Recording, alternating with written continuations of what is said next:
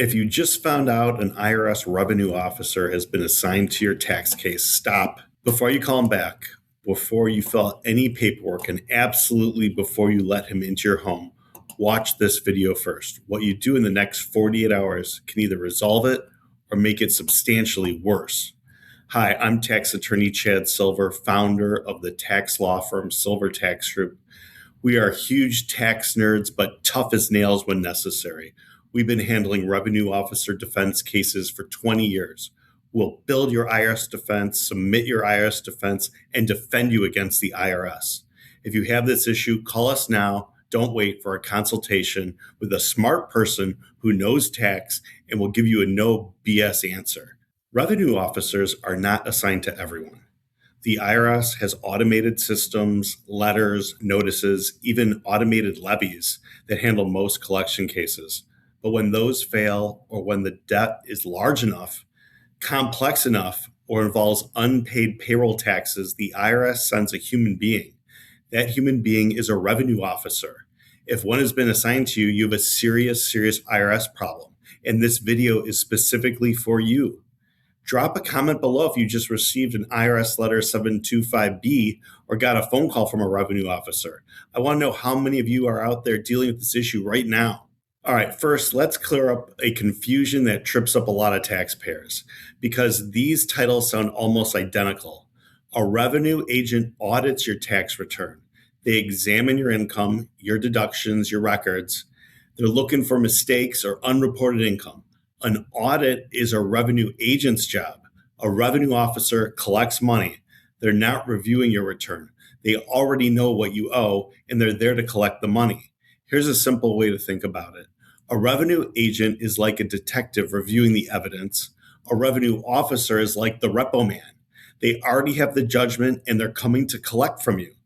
These are two completely different IRS divisions with completely different goals. If you mix them up, you may respond in the incorrect way, and that becomes a problem. Now, what can a revenue officer actually do? Well, they can do quite a lot of stuff, and I'm not going to minimize it. They can levy your bank accounts. That means your bank freezes your funds and sends them directly to the IRS. No advance warning required after the initial notice. They can garnish your wages. If you're employed, they can contact your employer and direct a portion of every paycheck to the IRS. They can file a federal tax lien, and this is a public record that attaches to all your stuff, your property, real estate, cars, financial accounts, and it could affect your credit and your ability to sell or refinance anything. They can seize assets, vehicles, equipment, real estate, business assets. This is rare in a last resort, but it is a legal tool they do have. They can also issue summonses compelling you or third parties like your bank or accountant to produce records or appear for an interview. This is a serious amount of power that they possess, but here's what keeps it in check. Revenue officers are not law enforcement, and let me say that clearly. They carry a badge-style credential, technically two, an HSPD 12 card and a pocket commission, but they have zero arrest authority. They cannot handcuff you. They cannot detain you. If someone claiming to be an IRS revenue officer threatens to arrest you, that is either a scam or a serious misrepresentation. They can't enter your home without your consent. If one shows up at your door, you can politely decline to let them in. This is your legal right. And critically, you don't have to speak with them without representation. The moment you say, I am represented by a tax attorney and all communication should go through them, they are legally required to respect that. More on that in just a minute. If this video is helping you understand your situation, hit the like button and subscribe. It helps other people in the same position find it. If an IRS revenue officer has been assigned to your case, one of the first things you'll receive is IRS Letter 725-B, the Notice of Appointment. This letter tells you an officer has been assigned, gives you their contact information, and typically includes a deadline to respond. It almost always comes with Form 9297, which is a document request. This is where the revenue officer lists the financial records they want from you: bank statements, business records, payroll records, asset documentation. This is a formal, time-sensitive request, and ignoring it is not an option. But how you respond and what you produce matters enormously. Do not respond to Form 9297 without professional guidance. The documents you hand over frame the entire collection case. Here's where a lot of taxpayers make their single biggest mistake. The revenue officer will ask you to complete Form 433A. That's for individuals, or 433B for businesses. These are collection information statements and a detailed picture of your income, expenses, assets, liabilities, and ability to pay. And here's the big trap. The revenue officer may sit across from you at your kitchen table in a coffee shop and ask you to fill out those forms right there. Why would you do that? Some taxpayers comply because they feel like they have to. They don't. This form determines your payment plan. It determines what the IRS considers your ability to pay. If you fill it out incorrectly, if you underreport expenses, fail to claim certain allowable costs, or don't structure in the right way, you could be locked into a monthly payment plan that's financially impossible for your situation. You can't afford it.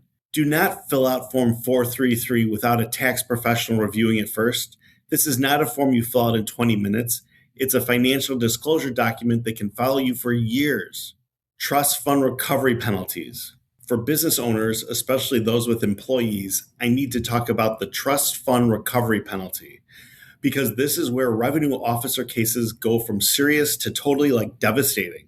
When your business fails to pay payroll taxes, the employee income tax, and FICA that gets withheld from paychecks, the IRS can hold responsible individuals personally liable for 100% of those unpaid taxes. Not just the business, it's assessed to you personally. And it doesn't matter if the business has closed. It doesn't matter if you filed for bankruptcy. The trust fund recovery penalty is not dischargeable in bankruptcy. The IRS can come after your personal bank accounts, your personal assets, your wages. And who qualifies as a responsible person?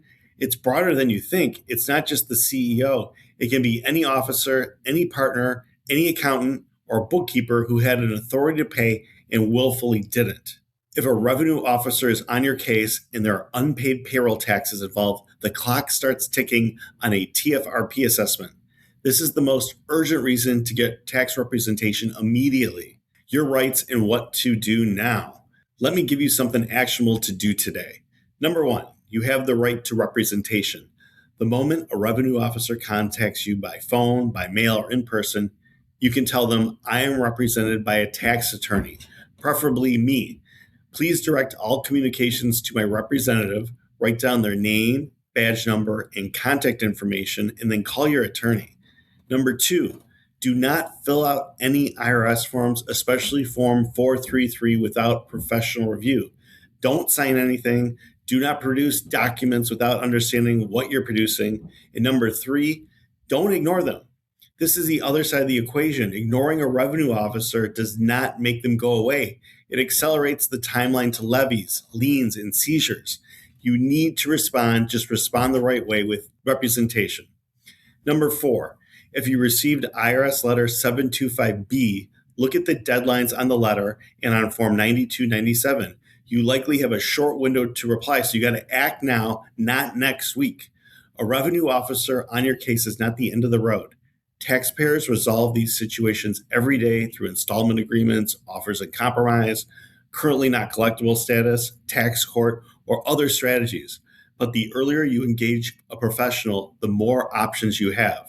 If an IRS revenue officer has been assigned to your case, Silver Tax Group can help. We're a national tax law firm with tax attorneys who handle IRS collection cases every day. We'll review your situation, explain your options, and represent you directly with the IRS so you don't have to face this alone.